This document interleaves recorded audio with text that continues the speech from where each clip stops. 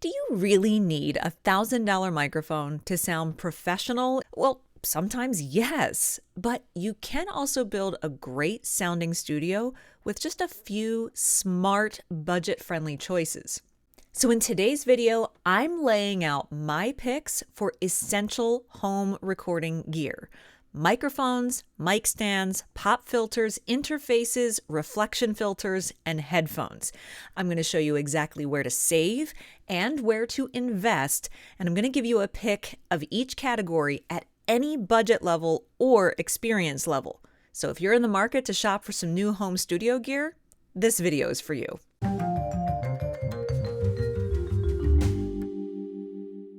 Hi, I'm Amy. I'm a longtime voice actor and Emmy-nominated broadcaster, and I help voice actors and speaking professionals unlock their performance potential with no fluff, no fear, and in this case, with good audio equipment. So let's get into it.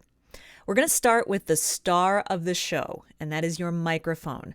I'm not going to get into the ins and outs of each type of equipment. I'm assuming that you're here because you just want some shopping hints, tips, or suggestions. So for each category, I'm going to give you a budget pick and a high-end pick so that you can decide what the best fit is for you. So my budget pick in the microphone category is this gem right here. That is the Audio-Technica AT2020 USB-X.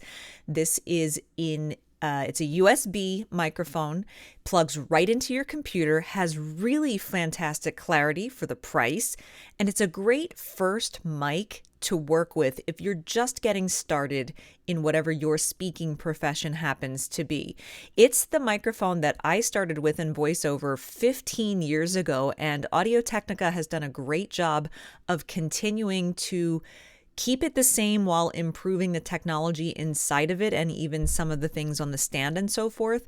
This microphone got me through many of my first years of auditioning and booking gigs as a voice actor, and it's a great budget level, kind of entry level pick if you're looking to get your first microphone.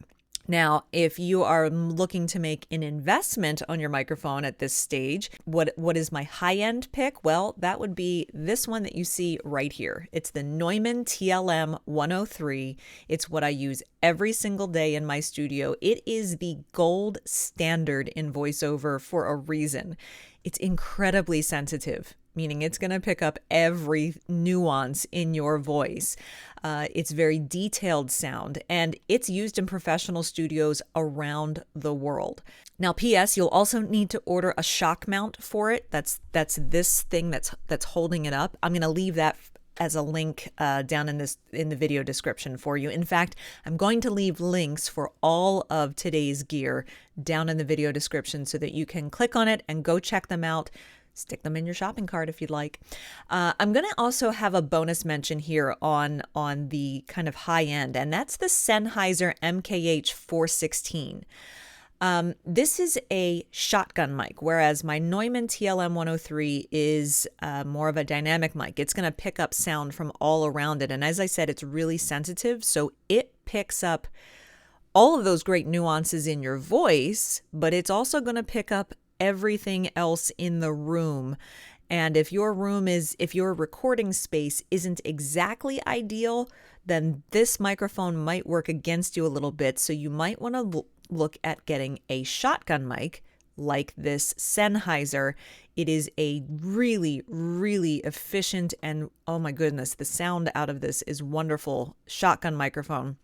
Shotgun microphone just meaning that it is a directional microphone and that it is not picking up everything that's around it, but just what is being aimed at the very tip of that microphone. But even the best microphone needs support. And so number 2, we're going to talk mic stands or boom arms.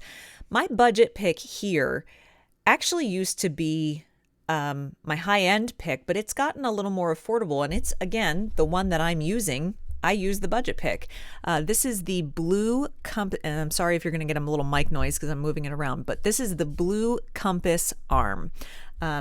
It has, I can angle this so that I can drop my microphone from above if I want to, so it is versatile. It's got really smooth movement in it. It's a very sturdy build. You'll see it's got internal cable management right here. My XLR cable runs right through there.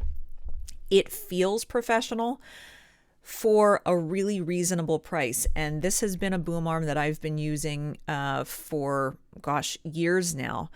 I'm actually, so this, if you are getting a microphone that needs a boom arm, the Blue Compass, and yes, Blue, same brand as the very popular desk stand microphone that a lot of people use. This is the Blue Compass arm.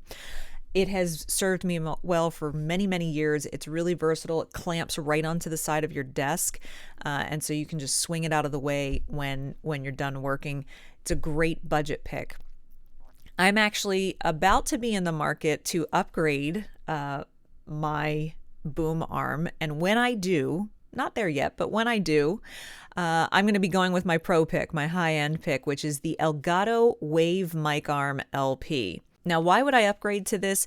It's a little bit less of a footprint, and my desk and working space can get a little cramped sometimes. And I love the Blue Compass, but sometimes you want something that's just really clean and low profile, which is what the Elgato does. It's got a very clean design. As I say, it's low profile, and the joints are super quiet. It's very, very much perfect for a smaller workspace. Here's my hot tip for you, though. You can go on Amazon, and there are a boatload of mic arms that you could find on the cheap. Avoid the cheap $20 boom arms. This is not something where you want to skimp in price on your boom arm. Trust me. Why? Because they sag, they creak, they will make noise mid-recording. You don't want anything disturbing the quality of your recording. Also, their parts and their design are not necessarily high quality, or the materials they're made out of. Particularly if you're spending anywhere from $100 to $1,000 on a microphone, you want to make sure that the piece of equipment that is holding it up isn't going to break and cost you even more money because it damages your microphone if your microphone falls because your boom arm was only $20. That's my big tip for you. This is a place that you want to invest money, not skimp. All right, section number 3, pop filters. You need one. No matter how good you are, you need one, because plosives are going to wreck your sound, no matter what type of speaking professional you are. My budget pick for this is the Aokio Metal Mesh Filter. It's really simple, it's affordable, it gets the job done. There's not a lot that needs to be said. That is my budget choice. My pro pick, the high-end choice, is actually, again, the one that I'm using. Kind of a no-brainer that a lot of the things that I'm suggesting are things that I use every day in my studio. This is the Stedman Pro Screen XL. It is a game changer. This is, again, it's a metal mesh, just like the budget pick is, but this one is just constructed so nicely. It's durable. It's really easy to position. It lets much more natural sound through, but it still blocks the majority of those big plosives. Now, I also tend to speak across my mic, not directly into it, which helps the plosives as well. But this Stedman Pro it's a game changer. It's a really good pop filter. So I definitely recommend it. Okay, so if you are going with a higher end microphone like this, which is an XLR microphone, you're going to need an audio interface, which is going to be the piece of equipment that not only powers your microphone, but translates its signal into a language your computer can understand as your audio. If you're a little new to audio recording and the whole XLR versus USB microphones sounds completely like gobbledygook to you, well, watch this video up here to learn more about the basics about your microphone.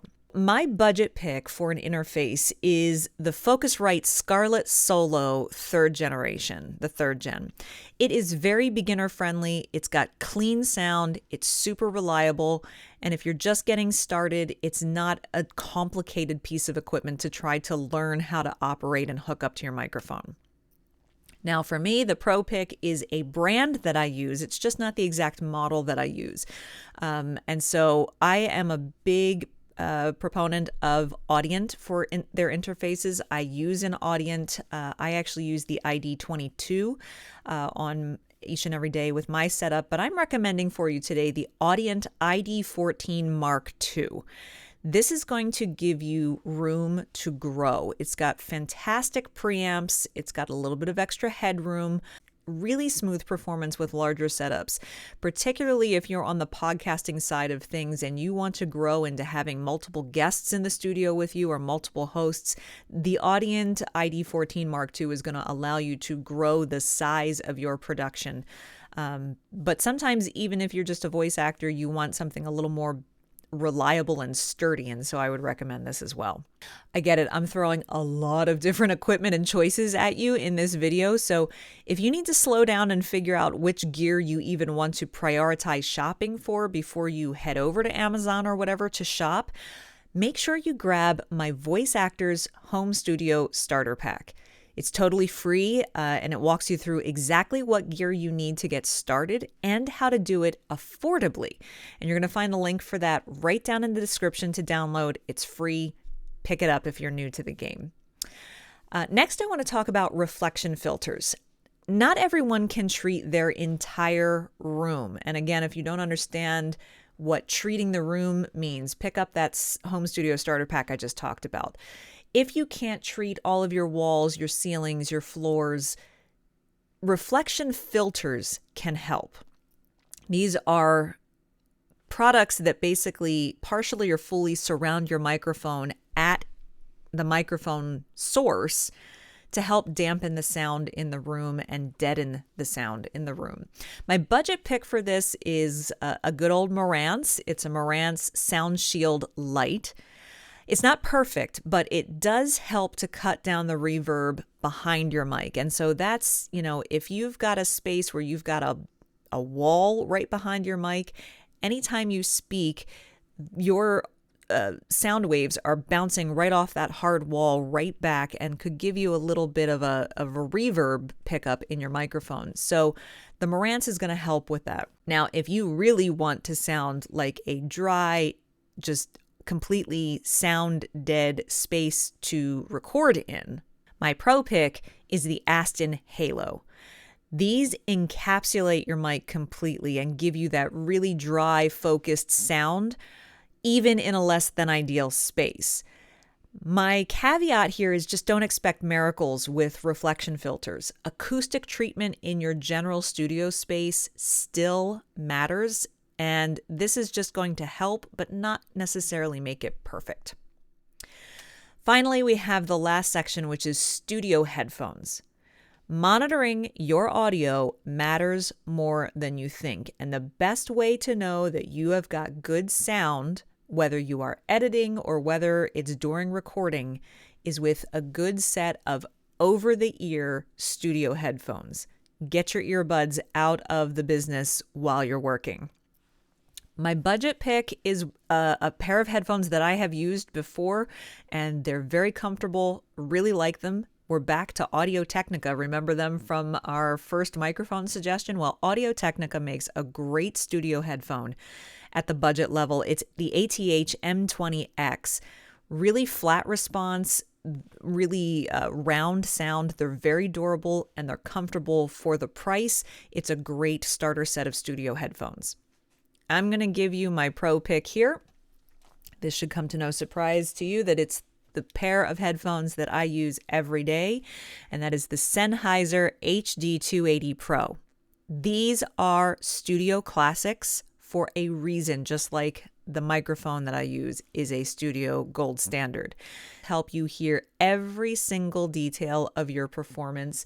I wear these sometimes, depending on what I'm working on, up to 4, 5, 6 hours a day between recording and editing, and I never get a headache. I never get pain behind my ears. They aren't overly hot. If you get a cheap pair of studio headphones, you'll notice that your ears start to get really hot after a while. These don't do that. They're very comfortable. The padding is great. The sound is unbelievable, in these. I like to have these on even if I'm just listening to music at my desk while I'm working, because the sounds incredible. So definitely check those out. This is another place where I say don't skimp on your studio headphones. Invest a little bit more money in your studio headphones, because being able to hear every little click or breath or bit of room noise, or just hearing your voice really, really clearly is a game changer and could really make or break your final product. So you might be saying, that's a lot to think about. Which gear is right for me? Well, if you're just starting out, the budget picks I shared with you today are going to serve you incredibly well. They are not just, here's something cheap. They are affordable, but still really good quality that could last you a couple of 2, 3, 4 years if you really wanted to. When you're ready to level up, or if you're already at the point that you're like, hey, I want to really upgrade my equipment, well, then I've also given you those high-end options that you can scale as your career and your business scales. Or you can mix and match. As I said, there's places that you can invest right up front, and there's places that you can save some money right up front. Take a look at your budget, what your shopping budget is. Decide and prioritize the things that are more important for you to invest money and the things that are more important for you to save a little bit of money. But no matter what your budget is, what matters most is how well you use the tools that you have. Clean recordings, good microphone technique, and a strong performance. And hey, if it is voice acting that brought you to this video, whether you are just starting out or if you've been working at it for a while, I've got 10 really real questions to ask yourself if you're still wondering, am I cut out for this industry? Is this what I want to do, or am I doing it correctly? Am I approaching this career correctly? It's a fun, fascinating, and sometimes frustrating industry. 10 questions to ask yourself. You're going to check it out right here. I'm going to see you again next time, where we're going to talk a little bit about microphone technique and how it can help really improve your performance. I'll see you there.